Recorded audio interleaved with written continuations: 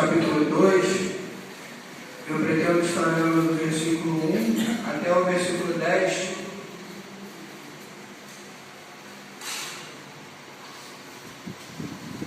Vou ler primeiro os 10 versículos, irmãos, acompanhem suas Bíblias. Diz assim: E vos vivificou, estando vós mortos em ofensas e pecados, em que no outro tempo andastes, segundo o curso deste mundo, segundo o príncipe das potestades do ar, do espírito que agora opera nos filhos da desobediência. E entre os quais todos nós também antes andávamos, nos desejos da nossa carne, fazendo a vontade da carne e dos pensamentos. E éramos por natureza filhos da ira, como os outros também. Mas Deus, que é riquíssimo em misericórdia, pelo seu muito amor com que nos amou, estando nós ainda mortos em nossas ofensas, nos vivificou juntamente com Cristo, pela graça sois salvos. E nos ressuscitou juntamente com Ele, e nos fez assentar nos lugares celestiais em Cristo Jesus, para nos mostrar nos séculos vindouros as abundantes riquezas da sua graça, pela sua benignidade para conosco em Cristo Jesus. Porque pela graça sois salvos, por meio da fé. E isso não vem de vós, é dom de Deus.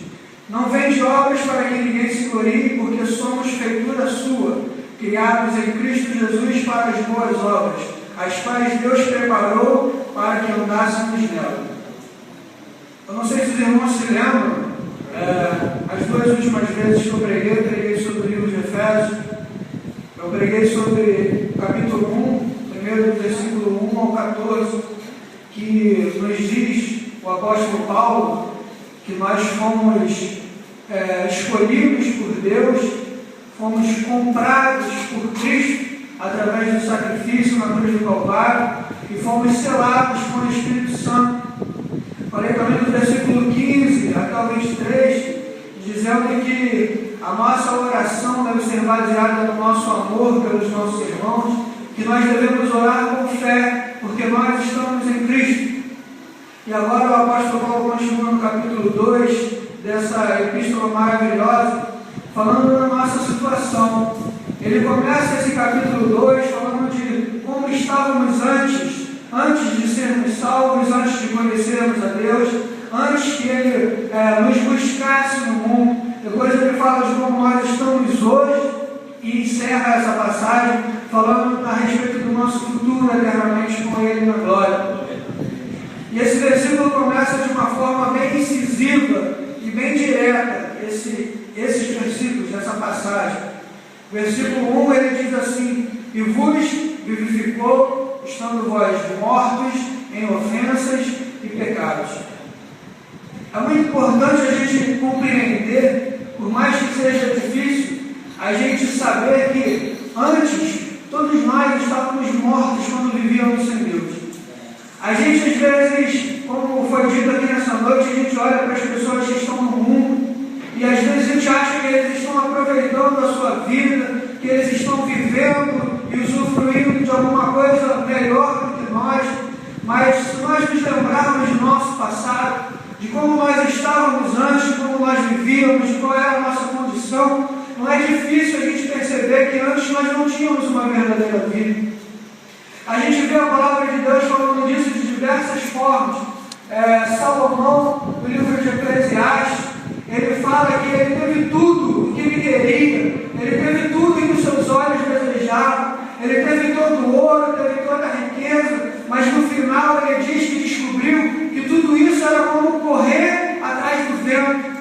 Ou seja, por mais que ele adquirisse dinheiro, por mais que ele tivesse mulheres, por mais que ele tivesse riqueza, por mais que ele tivesse um reino gigantesco, o maior da sua época, tudo aquilo para ele se mostrou inútil, insuficiente para trazer alegria, insuficiente para trazer a salvação da sua alma.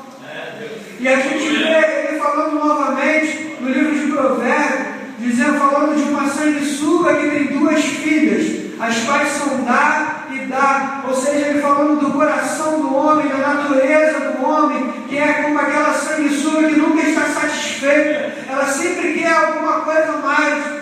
E a gente não entende que a resposta a esse algo mais, isso que a gente busca em dinheiro, que o homem busca nas riquezas, vezes, que o homem busca em tantas coisas, a gente encontra lá no livro de João, capítulo 4, quando Jesus Cristo encontra uma mulher samaritana, e ele fala para aquela mulher: olha, se você beber dessa água, se você beber dessa água da riqueza, dessa água dos vícios, dessa água de tudo aquilo que você tem buscado, você vai voltar a ter sede amanhã, e você vai precisar de mais a cada dia mais.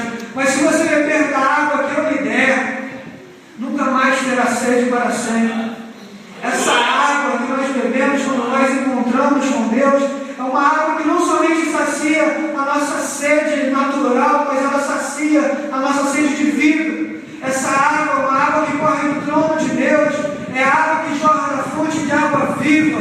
Essa água não é uma água comum que nós bebemos e daqui a pouco temos sede novamente, mas é uma água que sacia o nosso coração. Amém.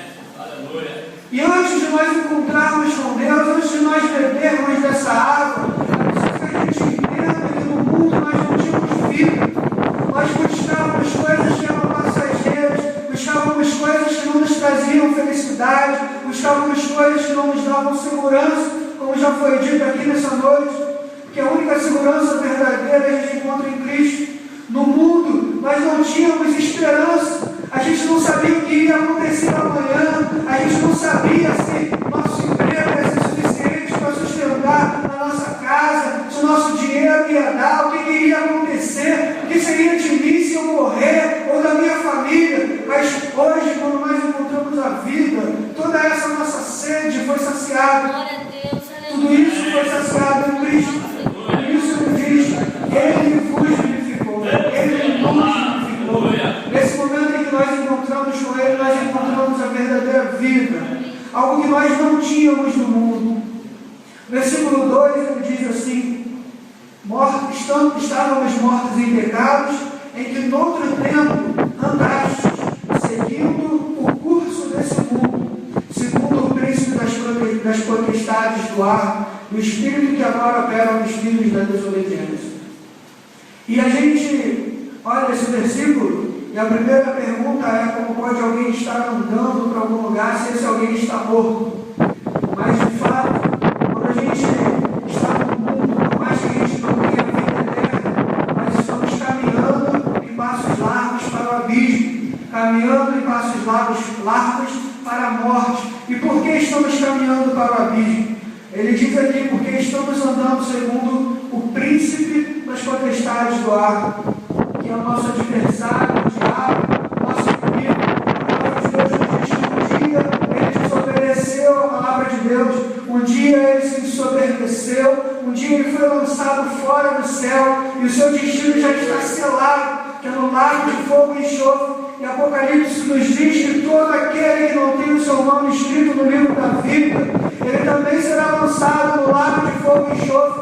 Um lago de fogo e enxofre que não foi preparado para mim, para você, nem para nenhum homem. Mas agora, no livro de Apocalipse, o apóstolo João nos diz que aquele lago de fogo e enxofre foi preparado para o diabo e seus anjos.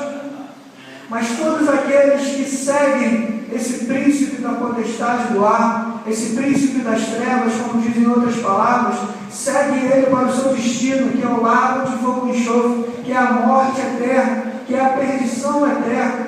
Então, por mais que às vezes a gente olhe para alguma das coisas que a gente tinha no mundo, e às vezes a gente acha que alguma daquelas coisas nos faz falta, nós precisamos nos lembrar que todas aquelas coisas estavam nos levando diretamente para uma condenação. Quando nós vivíamos no pecado, no nosso passado, nós estávamos seguindo o curso do mundo, e o Senhor Jesus Cristo ele disse que o mundo jaz no maligno, ou seja, o mundo está morto no diabo, o mundo está morto no diabo e no pecado. E quando nós vivemos segundo o curso do mundo, quando nós vivemos segundo as tradições do mundo, quando nós vivemos segundo os costumes do mundo, nós estamos também caminhando para morrer no pecado. Se não é que já estávamos mortos, como disse aqui o apóstolo Paulo no versículo 10. E ele continua no versículo 3 dizendo: entre os quais todos nós também antes andávamos. Uma coisa muito importante de nós percebermos que o apóstolo Paulo está falando desde o capítulo 1 desse livro de Efésios, é que um dia, sem que nós merecêssemos, quando nós estávamos mortos, nós fomos salvos por Deus. É por isso que ele faz questão de falar novamente aqui, entre os pais, ou seja, entre os filhos da desobediência, um dia nós também andamos.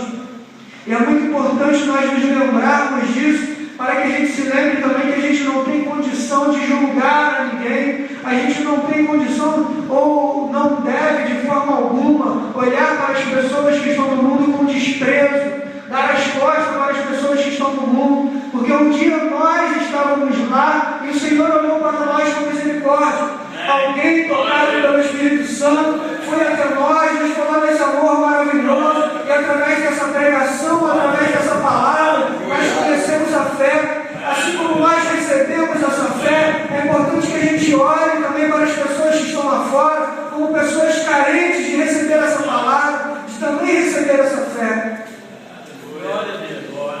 Uma coisa que o Senhor Jesus Cristo disse, que também está registrado no livro de João, capítulo 4, quando ele encontra-se com aquela mulher samaritana, e ele fala da água que lhe daria vida, ele fala claramente que todo aquele que bebe dessa água, ele tem dentro de si uma fonte a jorrar para a vida eterna.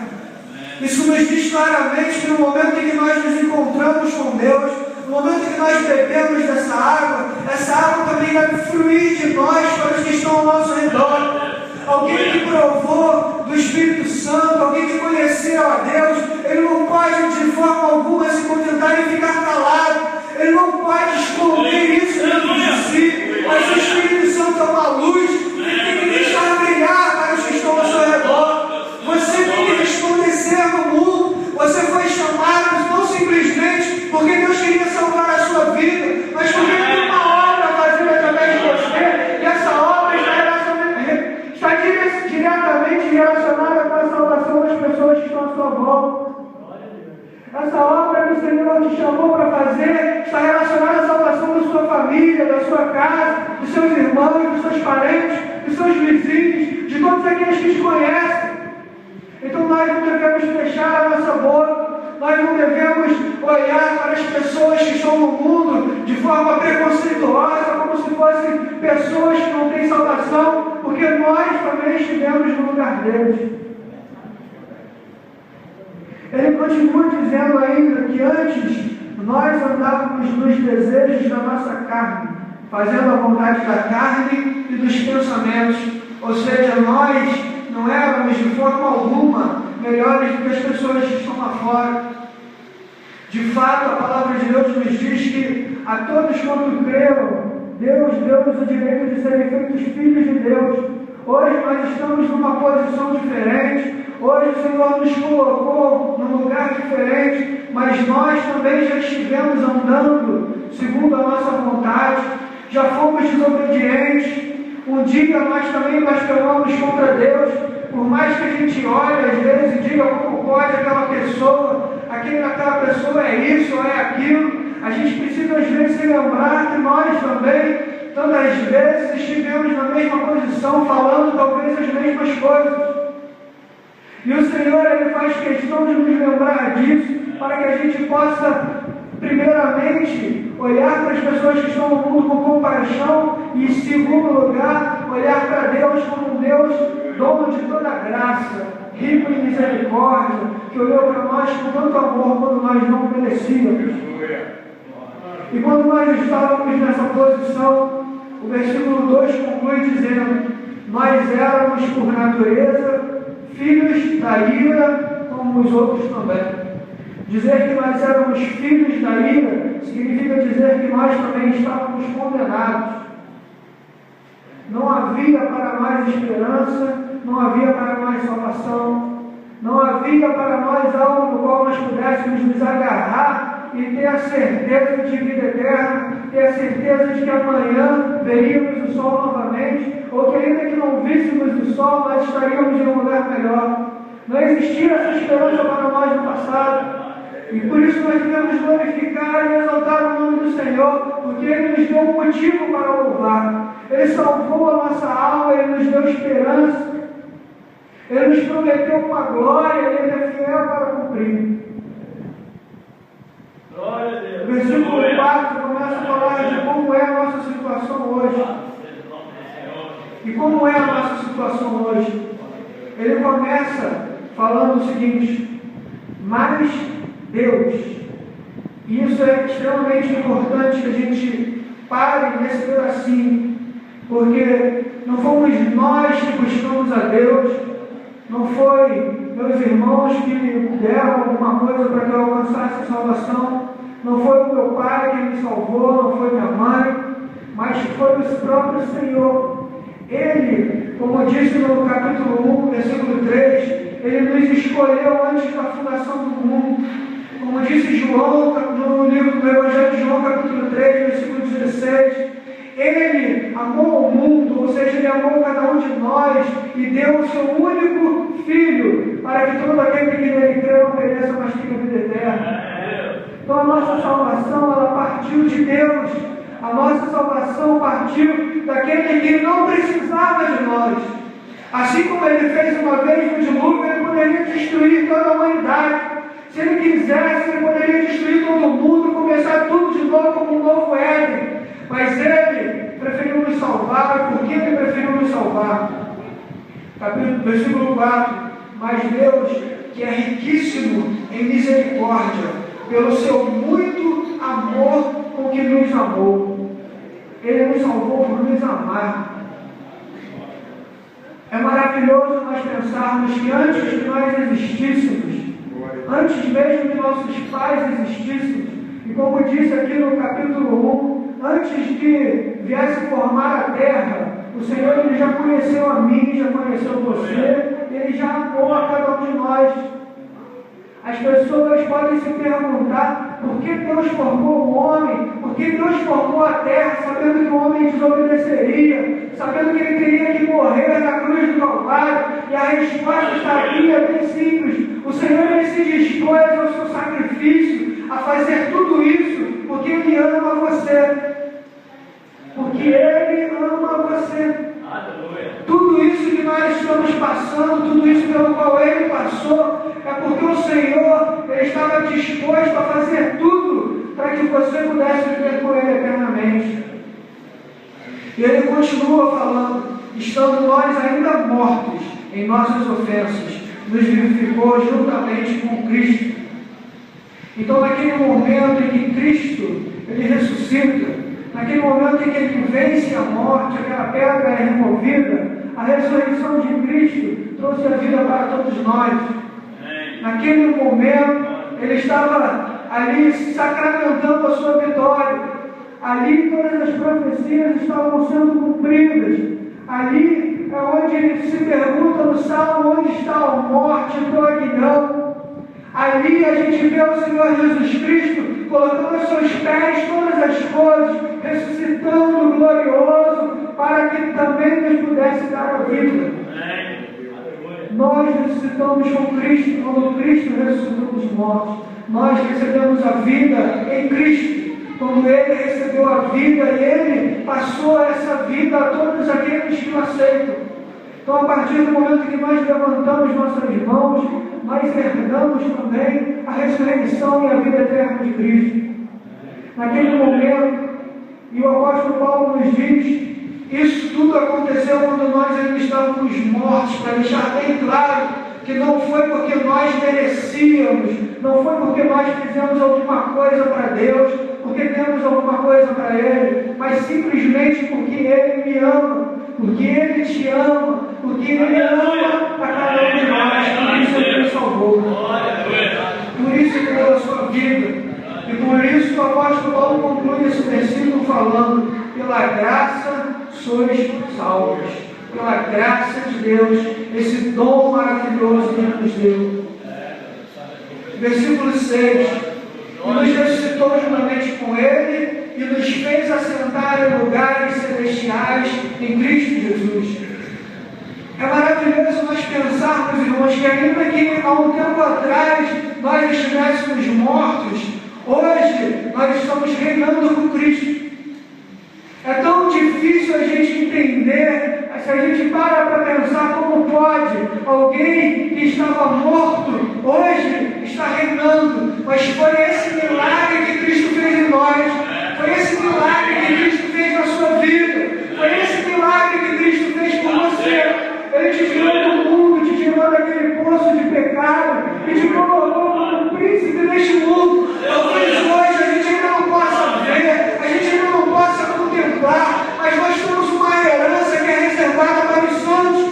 E nessa herança está garantido que nós reinaremos eternamente com Cristo. Foi Ele mesmo que prometeu no livro de Apocalipse, quando Ele fala a João, Ele fala: aquele que vencer, eu darei que se assiste comigo no meu trono, como eu venci e me assentei no trono com meu Pai. Essa é a nossa situação hoje. Ainda que no passado nós não merecêssemos nada, ainda que no passado nós não tivéssemos vida, ainda que nós vivêssemos antigamente seguindo o príncipe das trevas, o Senhor, Ele num determinado momento entrou em nossa vida, mudou a nossa mente, o nosso coração e nos trouxe para estarmos com Ele eternamente. Por isso nós devemos glorificar a esse Deus, por isso nós devemos exaltar a esse Deus, por isso ainda que a gente venha passar por momentos de tristeza, ainda que a gente venha passar por momentos de aflição, nós devemos nos lembrar que nós temos um Deus que nos ama de uma forma maravilhosa, um Deus que tem por nós um amor que é indescritível, que tem promessas maravilhosas para nós. O apóstolo Paulo entendia muito bem isso, e no momento em que ele viu que ele estava prestes a morrer, ele falou: eu sei em quem eu tenho crido, e sei que Ele é poderoso para guardar o meu depósito. Ou seja, o Senhor, Ele de forma alguma se esquece de nós, e o Senhor de forma alguma volta atrás com a sua palavra. Todas as promessas que Ele tem para a sua vida, para aqueles que são fiéis, todas essas promessas vão se cumprir na sua vida. Basta você confiar no Senhor, basta você amar o Senhor, basta você permanecer aos pés do Senhor. Versículo 7 nos diz para que Deus fez isso, para que Ele nos salvou. Versículo 7: para mostrar nos séculos vindouros as abundantes riquezas da sua graça, pela sua benignidade para conosco em Cristo Jesus.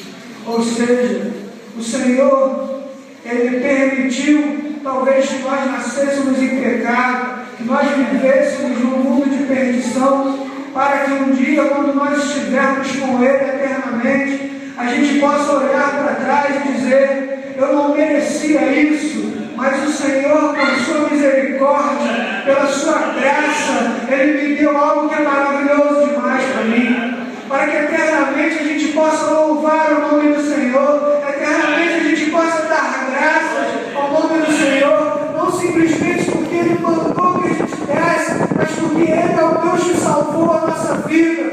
Como disse o salmista, Ele redimiu a minha alma da cova, por isso nós louvaremos a Ele eternamente, por isso nós seremos gratos eternamente, por isso nós olharemos para Ele para sempre, como um Deus de amor, como um Deus que fez por nós muito mais do que nós pedimos, muito mais do que nós merecemos.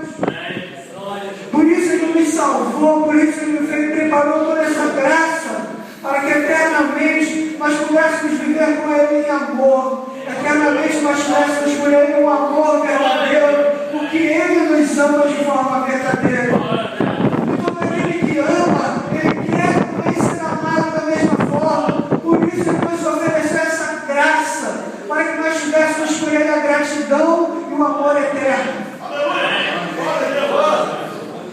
Versículo 8, o apóstolo Paulo fala novamente para deixar bem claro: porque pela graça sois salvos por meio da fé, e isso não vem de vós, é dom de Deus. Louvemos e exaltemos o nome do Senhor, adoremos o nome desse Deus maravilhoso, porque Ele nos deu algo que nós não merecíamos, Ele nos deu vida quando nós estávamos mortos, Ele nos amou quando nós vivíamos na desobediência, Ele entregou o seu Filho por nós quando nós estávamos caminhando para a morte e para o inferno. Isso é a graça de Deus. É assim que nós somos salvos, é por isso que nós somos salvos. E como nós alcançamos essa graça? Por meio da fé. Nós alcançamos a graça quando nós cremos em Deus. Nós alcançamos a graça quando nós recebemos essa palavra e abraçamos essa palavra. Nós alcançamos a graça quando o Senhor Ele quebra o nosso coração e a gente se volta para Deus reconhecendo Ele como soberano, como Deus eterno, reconhecendo o sacrifício de Cristo como uma prova de amor inquestionável. É assim que nós alcançamos essa salvação. No versículo 10, e aqui eu pretendo estar terminando, nos diz: porque somos feitura sua, criados em Cristo Jesus para as boas obras, as quais Deus preparou para que andássemos nela. Somos feitura sua. A gente entende mais fácil quando a gente lê o livro de João, que diz que nós não nascemos da vontade do homem, não nascemos da vontade da carne, mas nós nascemos da água e do Espírito. Isso não está falando do nosso nascimento natural, do dia que saímos da barriga da nossa mãe, mas está falando do momento em que o Senhor nos encontrou. Naquele momento, nós que estávamos mortos, nós nascemos de novo. Nascemos para uma vida melhor e para uma vida eterna. Nascemos para uma vida que não desfalece, numa vida que não se acaba com o passar dos anos, como essa que nós vivemos aqui, para uma vida onde nós temos esperança, onde nós temos amor, onde nós temos uma alegria verdadeira. Nós nascemos para uma vida incomparável em relação a que nós tínhamos antes. Nós fomos criados por Deus, fomos feitura de Deus, criados em Cristo Jesus para as boas obras. Uma coisa muito importante: fomos criados em Cristo Jesus não mais para vivermos segundo o mundo. O versículo 10, ele faz um contraste com o versículo 1 e 2, porque o versículo 1 e 2 diz que nós estávamos mortos e vivíamos segundo o príncipe deste mundo. O apóstolo Paulo termina essa parte dizendo que hoje nós fomos feitos por Deus, criados em Cristo para as boas obras. Na nossa antiga vida, nós tínhamos as nossas más obras que nos levavam para a morte. Hoje nós devemos andar nas boas obras que nos levam para a vida. Não basta simplesmente nós dizermos que aceitamos a Cristo. Não basta simplesmente a gente ter uma carteirinha de crente, não basta simplesmente a gente estar todo domingo na igreja, mas nós fomos criados por Deus para vivermos uma nova vida, uma vida diferente, para deixarmos para trás aquelas obras que levavam para a morte e vivermos em novas obras que nos levam para a vida. Foi para isso que nós somos chamados. O Senhor Jesus Cristo ele disse isso de forma clara, quando ele falou que se o sal se tornar insípido, ele não serve para mais nada, a não ser para ser jogado, para ser lançado fora, ser usado pelos homens. Ele diz ainda: toda vara que está em mim, que não dá fruto, é cortada e lançada no fogo. Quais são as obras que você tem apresentado ao Senhor? Quais os frutos dessa nova vida que você tem apresentado ao Senhor? Quais os frutos que você tem apresentado ao Senhor por tudo aquilo que Ele tem feito? O que você tem feito dos seus talentos? Aonde você tem posto os dons que o Senhor entregou nas suas mãos? O Senhor nos chamou para uma obra. O Senhor nos chamou porque existe uma seara grande. O Senhor nos chamou porque existem vidas morrendo. O Senhor Ele te chamou porque Ele quer fazer coisas através de você. E o que você tem feito? Será que você tem colhido as suas mãos? Será que você tem se acovardado? Hoje é noite de você olhar para você, para o que você era antes, se lembrar que você tem um Deus que mudou a sua vida, que você hoje é servo desse Deus. O apóstolo Paulo, no livro de Romanos, ele diz de forma bem clara: nós somos servos daquele a quem nós nos oferecemos, ou do pecado para a morte, ou da justiça para a salvação. Ou você é servo de Deus e tem os seus frutos para a salvação, ou você se oferece ao pecado e tem os seus frutos para a morte. Mas o Senhor, Ele não te chamou para isso, para a morte. Ele te chamou para a vida. Amém. E Ele termina falando que essas obras foi o próprio Deus que preparou para que nós andássemos nela. Ou seja, Deus preparou um caminho para você seguir. Deus preparou uma obra para você fazer. Deus preparou coisas para a sua vida. Não seja desobediente. Não seja como Caim, que o próprio Deus chegou para ele e falou: o seu pecado se levanta sobre ti, mas você deve dominar. Mas Caim deu as costas para Deus. Não seja como Saul. A palavra de Deus nos diz que no livro de 1 Samuel, capítulo 13, versículo 13, o Senhor, Samuel diz para ele: não teria o Senhor confirmado o seu reino para sempre se você fosse obediente? Não sejamos como esses homens que olharam para o mundo, confiaram em si mesmos, mas vamos seguir o caminho que o Senhor preparou. Vamos fazer a obra que Deus preparou para nós. Vamos seguir o caminho que Deus preparou para nós. Ainda que essa porta seja estreita, ainda que esse caminho seja estreito, esse é o caminho que conduz à vida eterna.